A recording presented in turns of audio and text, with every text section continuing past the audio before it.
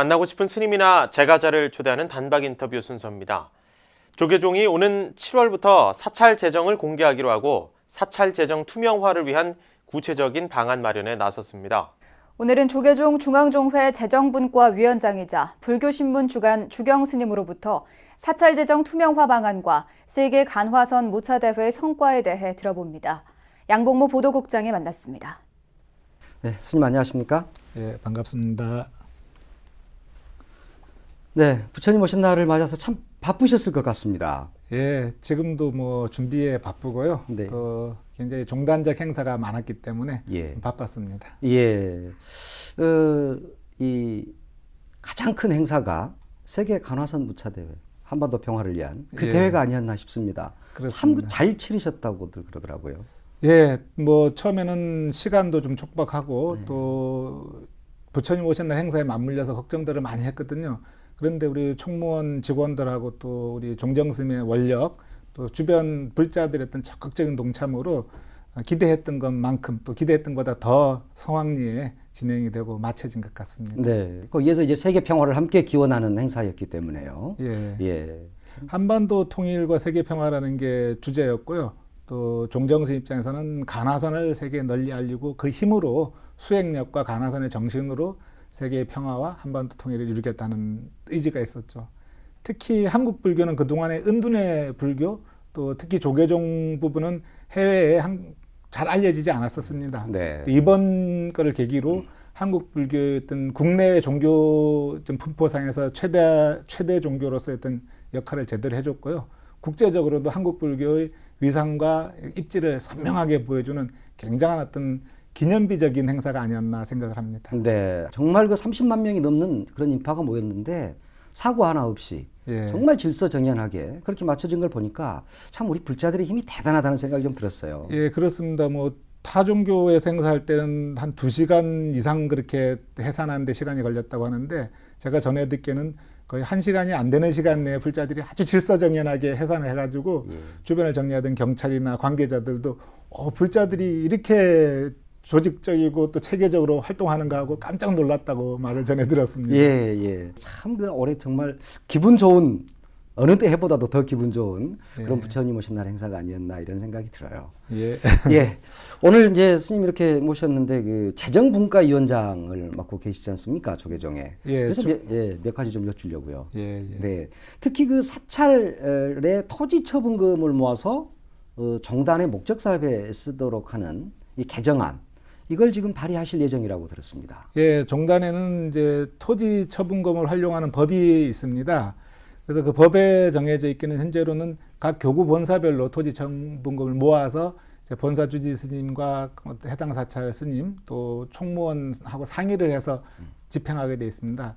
그게 약 지금 130억 원 정도가 적립이 돼 있고 한데 네. 이 돈이 교구 본사별로 나눠서 쓰게 되면 제일 많은 본사가 약 20여억 원, 네. 제일 적은 데는 한 10만 원 정도 모인 데도 있습니다. 네. 근데 사실은 20여억 원 가지고는 신도시의 종교용지라든지 또 그 본사 내에서 어떤 중요한 불살하기는 굉장히 부족한 금액입니다. 그렇죠. 그래서 선택과 집중이라는 명제를 채택해가지고 그 세종시라든지 또 위례 신도시에 우리 종단에서 2,000평, 3,000평씩 토지를 확보했습니다.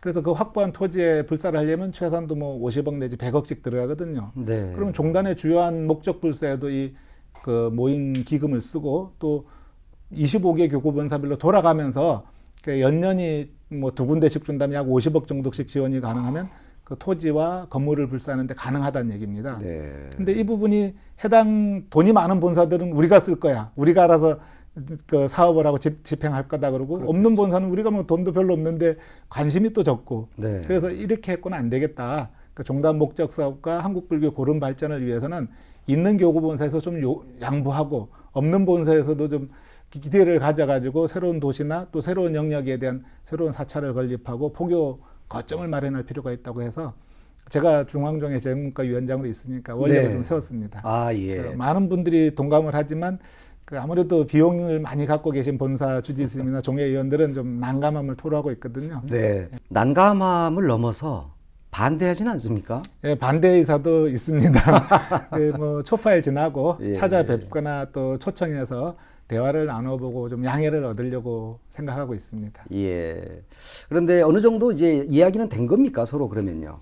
이 부분은 이제 지금 원장 선생님께서 33대 총무원장 임기 초기에 좀 요청을 하신 부분입니다. 근데 그때도 일부 본사에서 반대가 있었기 때문에 그런 부분들이 종단적으로 전체적으로 합의되면 집행을 하면 좋겠다고 해서 이제 좀 미뤄뒀던 거거든요. 근데 제가 볼 땐 더 이상 미뤄선 될 일은 아니다. 일부 반대가 있더라도 좀 더 합의를 하고 양해를 더 구해가지고 추진해야 될 일이지, 이게 뭐 더 이상 미뤄선 될 일이 아니다 해서 지금 재정국가 위원들 뜻을 모으고 또 주변에 이제 전문적 식견이 있는 분들 의견도 듣고 해서 준비를 하고 있습니다. 예, 이게 재발이 된 거죠 지금 그러니까요. 예. 재발이가 된 거죠. 재발이 된 거죠. 이제 더 이상 미룰 수 없다. 예. 또 그 사찰 재정 투명성과 관련해서 30억 원 이상 예산이 되는 사찰은 공개하도록 하겠다.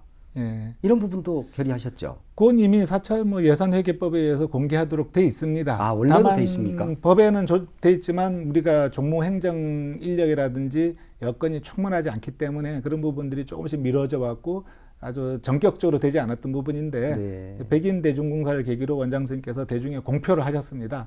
그러니까 좀 종무 행정에 힘이 딸리고 어렵고 또 각 사찰들마다 번잡함이 있더라도 이거는 이제 약속하신 대로 시행될 걸로 보고 저희 중앙종에서는 당연히 법제도를 마련해 놨으니까 실행하는 건 당연하다. 그리고 이런 부분들이 대중과 더불어서 이제 공감을 하고 나가는 것이기 때문에 더 우리가 양명하고 투명한 재정 집행이 되지 않을까 생각을 합니다. 그리고 그 이전에 백인 대중공사에서 또 논의가 됐던 게 그 법사비, 또 여비 뭐 이런 부분들에 대한 가이드라인이 필요하다 이렇게 말씀을 하셨는데 왜 그런 게 필요한 거죠? 예, 이제 스님들이 그런 부분들은 이제 사실 인정에 의지해 갖고 쓰는 경우도 많거든요. 그래서 저 큰 스님께서는 내가 잘 아는 분이니까 좀 많이 드려야 되겠다. 그래서 어떨 땐 100만 원 드릴 때도 있고 또 도반이 토구를 마련해갖고 사는데 겨울에 기름값이 없다 그러면 얼마나 듭니까? 그러면 한 200~300만 원 들어갑니다. 그러면 그것도 100만 원만 줄 수도 없고 50만 원만 줄 수도 없고 하니까 그럼 내가 이번 겨울 기름값은 내가 대드리겠습니다 해갖고 하는 수도 있거든요. 근데 그 스님 개인이 보시를 모아서 주기도 하지만 사찰돈을 지급하기도 하니까 들쭉날쭉합니다. 어떤 객스님은 오면 10,000원, 20,000원 드리기도 하고 일상적으로 보통 10,000원, 20,000원 정도 드리거든요. 그냥 그 대중교통비로. 근데 도반 스님들 강원이나 선원에서 같이 수행한 도반 스님들은 한 10만 원 정도 드릴 때도 있고 또 어른 스님들은 20만 원이나 30만 원이나 드릴 때도 있고 스님에 따라서 그게 각기 달라요. 그러니까 사실은 스님들도 기준이 없다 보니까 그걸 너무 많이 드리는 거 아닌가 싶기도 하고 또 어떨 땐 법회를 해갖고 신도들이 시주금이 한 100만 원 들어왔는데 법사비는 한 200만 원 나가는 경우도 있고 하니까 이게 체면 차리기도 어렵고 기준이 없으니까 이런 기준이 필요하다. 그런데 그 반면에 또 일부 스님들은 그런 기준을 해놓으면 스님들이 너무 자율성이 없어지는 거 아니냐. 그래서 좀 우려를 하는 부분들도 있고. 그러나 어쨌든 사회에도 제가 알기에는 국회의원이나 대학 교수나 총장이나 이런 등급에 따라서 그 강의를 하면 강사비가 정해져 있는 걸로 알고 있거든요. 그렇죠. 근데 거기에 비해서 우리 스님들은 오히려 사회에 비해서는 좀 많이 드리는 거 아니냐 하는 그런 좀 걱정들이 있어 왔습니다. 오늘 뭐 이제 이 소임을 맡고 계시는 스님을 모셔서 여러 가지 특히 재정에 관한 이야기 많이 들었습니다만 마지막으로 우리 불자들에게 이 부처님 오신 날에 덕담 한 말씀 해주시죠. 예, 불교를 만난 부분은 경전에도 말씀돼 있지만 맹구우목이라고 산안득이라고 하죠. 그야말로 큰 바다에서 눈먼 거북이가 나무를 만나서 휴식을 얻듯이 귀한 일이고 사람으로 태어나고 불법을 만나고 또 정법을 만나는 것 자체가 엄청난 행운입니다.